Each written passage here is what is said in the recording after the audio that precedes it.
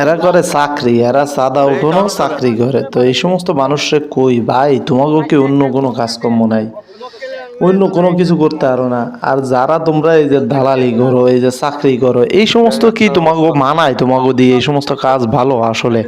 আর এই যে সাথে ট্রাফিক সার্জেন্ট বয়ে রয়েছে কি এত্তি গাবাইতে, এগুলো কি সরকার বেতন দেয় না? সব জায়গায় চাঁদাবাজি ভাই, সব জায়গায় চাঁদাবাজি। কি একটা অবস্থা বাংলাদেশে! বাইরে একটা কইরা একটা দুইটা যদি কুরাস পায়ার দিত এই চাঁদাবাজির কারণে, তাইলে আর আজকে এই সমাজে এই চাঁদাবাজিটা এত বাড়তো না।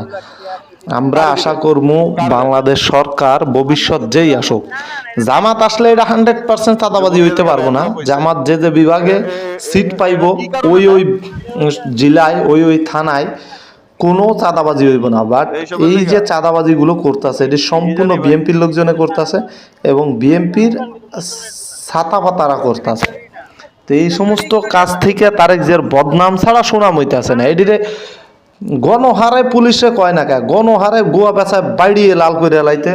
এখানে তারেক জিয়ার ব্যর্থতা এতটুক যে পারতাছে না ভোটের আগে চিন্তা করতেছে গদিটা পাই এরপরে দেখবো আর।